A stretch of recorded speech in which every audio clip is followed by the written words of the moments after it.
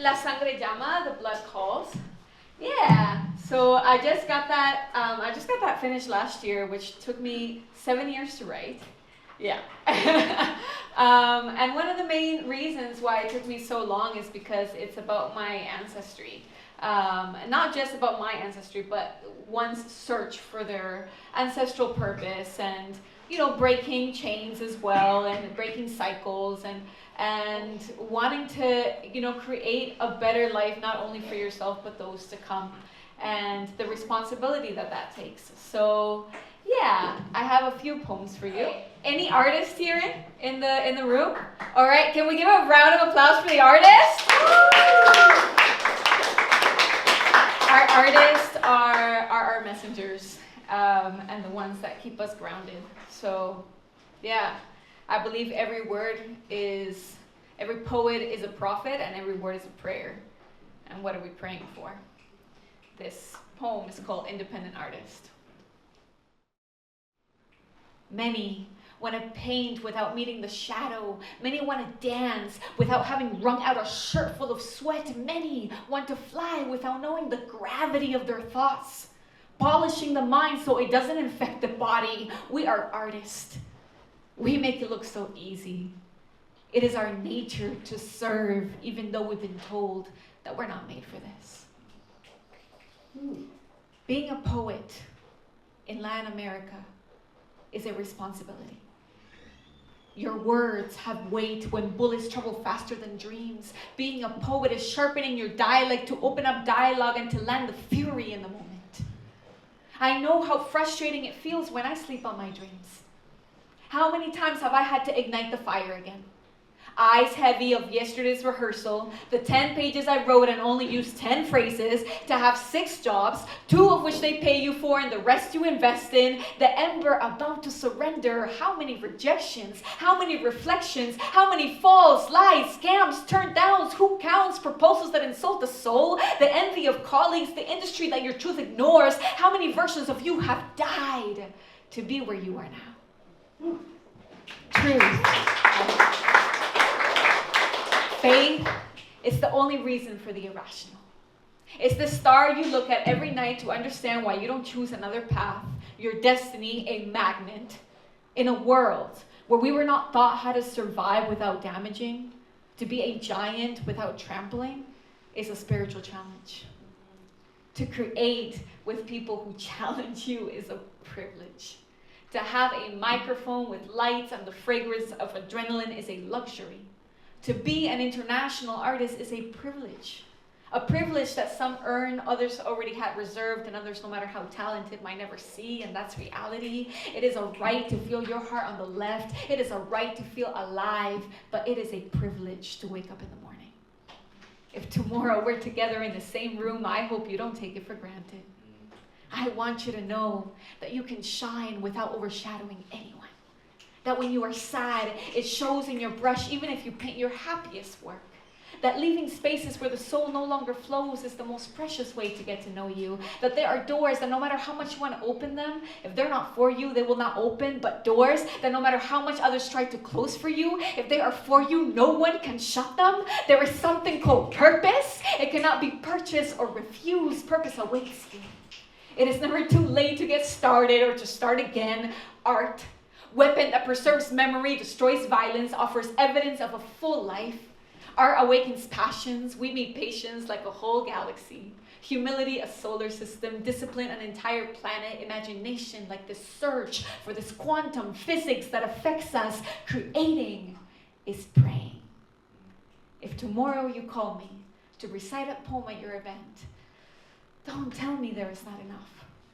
Even though you've been taught to take my words as a snack, we are not entertainment.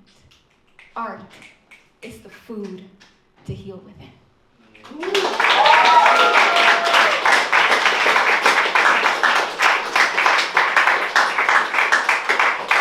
Thank you so much, everyone. Yeah, so this is for the artist, never give up. It looks hard, and especially with how everything's going, sometimes our economy and so forth, but when there's a purpose, the right doors open. The right doors open, the blessings come.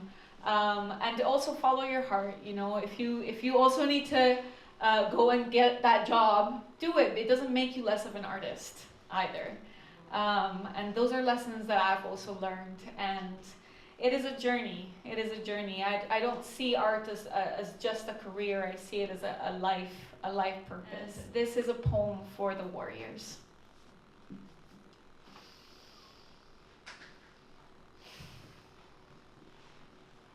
One night, a land defender told me about a manifestation where they created a wall against the oil snake that wanted to cross sacred rivers. Prophecy said that if this snake managed to cross, it would be the beginning of the end. The police came with their weapons and orders, the sirens chasing him, the police car catching up until they reached his side, but he kept running, firm, his body as a deer, the earth dividing on two paths, where on his side, it would boost him like a moving walkway, and on the other side, the car drove in slow motion, the wind and his giant hands against the windshield. In this moment, he began running faster than the police car. I want to believe that faith does not discriminate, that the universe takes care of you when it witnesses your courage that illuminates. My grandmother tells me of when they were persecuted as campesinas, hiding in the anthills, training the mind not to move the body despite the bites. Sometimes the ants didn't do anything to them, as if they approved of the hiding place. How much internal power exists in a human being with a desire to live? La Comuna 13, Medellín, Colombia. In the 90s, it had become the cradle of drugs and death, helicopters firing, bullets penetrating the tin rooftops, the collective cry, blood dripped on the screens. The next morning, youth with burning veins but brave minds collected paint jars, house by house, started painting their streets, turning misery into art, a commune with almost all hope in coma, resurrecting, MCs prophesying, graffiti breathing, breakers breaking curses, transforming reality for the next generations. When the silence comes without calm and the noise of panic still rings in the ear, what happens after the fire? When the shiver has passed through and the mind returns to the body exhausted, tell me, how does the soul rise after mourning? How are we able to bring out smiles in the most fragile moments? And even though I hate the romanticism of survival, isn't it mysterious how mothers manage to save their children in the middle of a pandemic? I know women who heal wounds just by touching them. Beings that diverse storms with their palms, how God makes people invisible under the wing, girls who lift tons just to save somebody in the middle of a battle. And isn't it curious that despite so much terror, there is still value in protecting life on its sacred waters? That although the law is not just, there are miracles against the laws of nature that arrive just in time, that when the heart is aligned with love, the inexplicable conspires in your favor. More than being victims or descendants of victims, we are warriors protected by grace. We are contagious faith. We don't pull rabbits out of hats, but we sure are magic.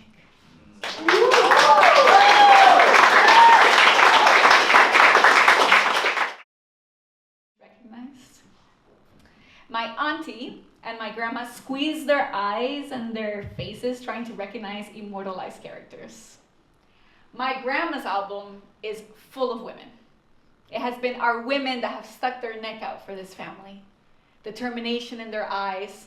Since young girls, they use suffering as a tool for growth. So I met my tatarabuela, so that's my great-great-grandma, for 7 years of my life. And I call them all mamita or abuelita, each one with a different story. But displacement seems to repeat generation after generation. My grandma tells me about her land. She tells me about her chickpeas and the farm animals and the 47 years of effort that my grandma took to get the land, and how she had to leave her tribe and the sacrifice of raising her children all on her own. My grandma tells me about the work in the field, how to offer to the earth so the earth offers back to you, how to caress the soul of the mountain, and how the mountains embrace you within their warm breast. My grandma, sitting next to my bare shoulder in the living room, comments on the theft of her finca. My ear, almost drowned by my own noise, managed to hear it. ¿Cómo hace, abuelita? What theft?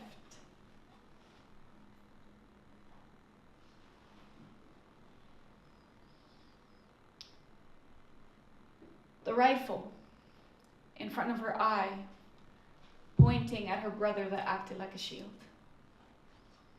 Two options they gave Mamita: your children or your land. What war? Strength that springs from the mouth when Mamita tells my grandmother, leave. The impulse to walk towards the beyond without knowing what it will bring. How wise for a mother whom without the lives of her children, all of her efforts lose value. The trembling of the knees, my grandmother, with her life in danger, took care of her nephew. My grandmother collapsed in front of me. Tears turned back time. She looked like a scared little girl. Her hands were shaking, rage inflamed, veins sprouted.